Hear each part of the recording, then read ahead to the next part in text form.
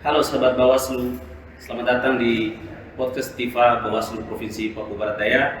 Kesempatan ini saya Joni Ricardo Kocu sebagai host di acara podcast ini, dan pada kesempatan ini kami berbincang-bincang dengan rekan-rekan CPNS Bawaslu Provinsi Papua Barat Daya.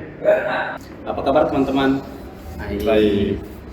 Pada kesempatan ini mungkin saya akan bertanya bagaimana teman-teman sebelum ada di Bawaslu, apa yang teman-teman kerjakan sebelum bergabung di Bawaslu, dan teman-teman juga perkenalkan diri dan alasan apa teman-teman tertarik untuk mau terlibat atau tes dan kerja di Bawaslu.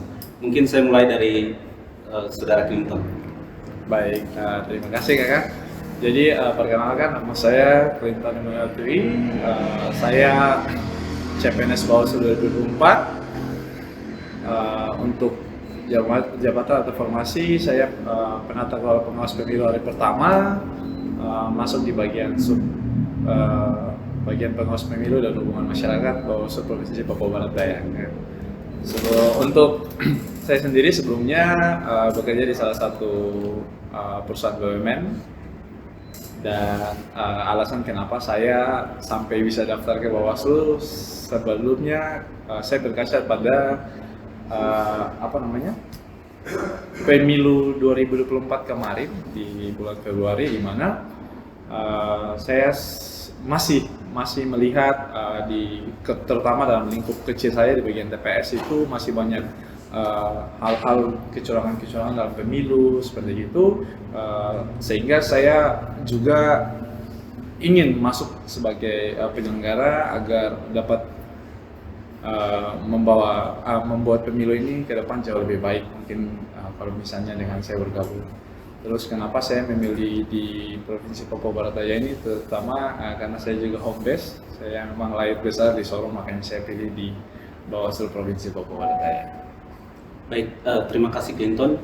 Mas Sarif, apa alasan mau bergabung di Bawaslu? Perkenalkan, nama saya Muhammad Nadir Ari, berasal dari daerah Palembang, lebih tepatnya dari Ogan Ilir. Motivasi saya sebenarnya untuk bergabung ke Bawaslu adalah saya ingin berkontribusi terhadap negara dengan menjadi salah satu pion-pion pengawasan supaya demokrasi itu berjalan dengan lancar.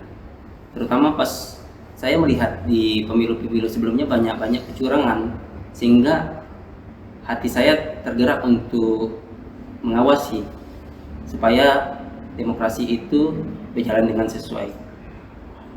Baik, terima kasih Mas Ari. Untuk Saudara Anti, apa alasan bergabung dengan Bawaslu, dan juga bisa perkenalkan diri secara singkat? Baik, terima kasih kakak atas kesempatannya. Sebelumnya, perkenalkan, nama saya Syahrianti Nur Sakinah, boleh panggil Anti, asal dari Kabupaten Raja Ampat.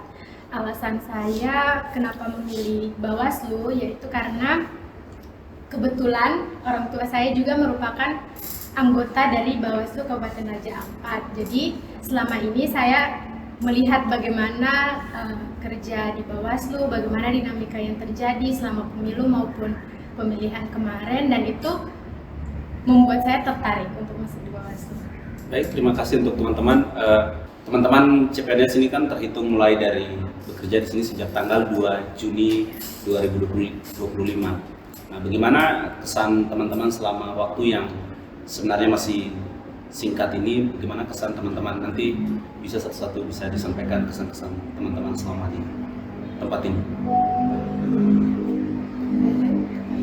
Jadi selama kurang lebih hampir 2 bulan kita kerja di Bawaslu, terutama saya di divisi informasi, pencegahan, partisipasi masyarakat dan hubungan masyarakat. Banyak sekali hal-hal yang saya pelajari, terutama mengenai di bagian humas. Ternyata selama ini kan di pikiran banyak orang setelah pemilu atau tidak memasuki tahapan itu Bawaslu itu kerjanya apa. Ternyata setelah saya masuk di Bawaslu banyak yang kita kerjakan ternyata selama ini. Kesan saya setelah masuk Bawaslu kurang lebih hampir 2 bulan ini, saya pikir dulu Bawaslu itu setelah pemilihan tidak ada kerja-kerja lagi. Sampai pemilihan berikutnya, ternyata setelah saya masuk ada kerja-kerja atau kegiatan-kegiatan setelahnya.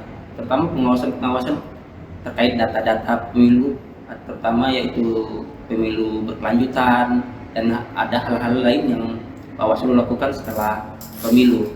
Dan menurut saya, karena Bawaslu Papua Barat Daya ini masih baru, tergolong baru, banyak hal-hal yang perlu kita perbaiki bersama dan kita